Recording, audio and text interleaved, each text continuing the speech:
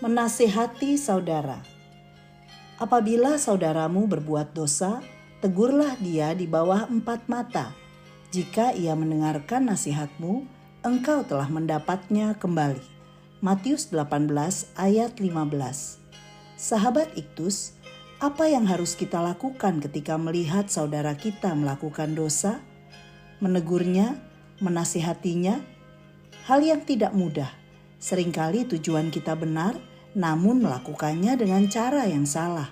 Alhasil, saudara kita yang ditegur malah menjaga jarak dengan kita, atau bahkan justru makin menjadi-jadi melakukan dosanya.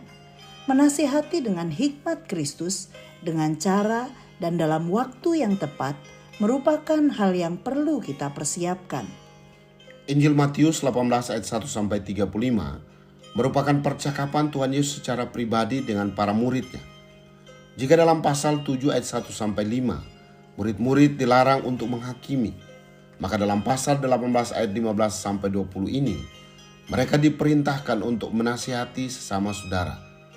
Karena menghakimi hanya menunjuk kesalahan dan tidak untuk membawa orang bertobat, sedangkan menasihati membawa pada pertobatan. Ada hal-hal penting yang akan kita pelajari mengenai bagaimana menasihati sesama saudara. 1. Tujuan menasihati. Tuhan Yesus berbicara kepada murid-muridnya.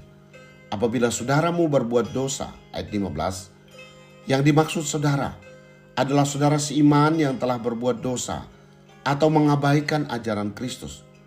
Dan yang menasihati adalah murid Kristus, yakni seorang yang memiliki kerohanian baik. Bandingkan Galatia 6 ayat 1. Nasihat diberikan dengan tujuan untuk memenangkan orang tersebut. Atau dikatakan, jika ia mendengarkan nasihatmu, engkau telah mendapatnya kembali. Ayat 15 bagian B. 2. Cara menasihati. Ada 4 tahapan dalam menasihati sesama saudara. Ayat 16 dan 17. Pertama, 4 mata. Ini adalah nasihat secara pribadi, dan jika ia mau mendengarkan, maka ia harus diampuni. Kedua, dengan membawa 2 atau 3 orang saksi. Karena dengan demikian, suatu perkara menjadi sah dan jelas.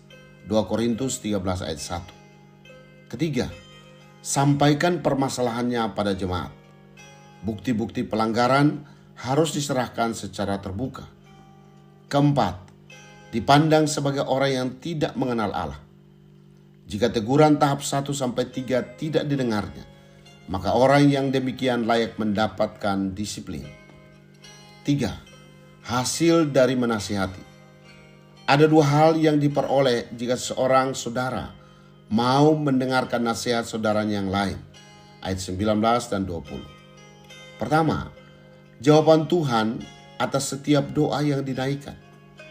Karena baik saudara yang dinasihati maupun yang menasihati telah mencapai kata sepakat.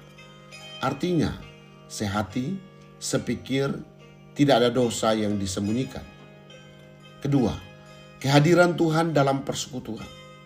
Bagi orang yang dinasihati dan yang menasihati akan merasakan kehadiran Tuhan dalam persekutuan. Persekutuan akan terasa indah kalau anggota persekutuan bersedia menasihati dan dinasihati. Sahabat Iktus yang dikasihi Tuhan, aku berada di posisi mana saat ini? Apakah sebagai seorang yang mengabaikan ajaran Kristus ataukah seorang yang rohani?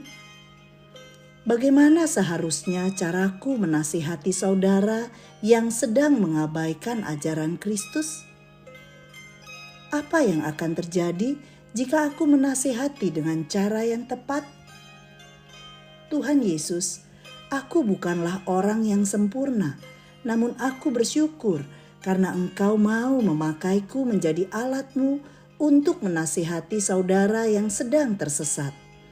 Nasihat yang penuh kasih dengan tujuan agar ia menyesali dosanya dan kembali ke jalan-Mu, biarlah menjadi motivasiku yang terdalam.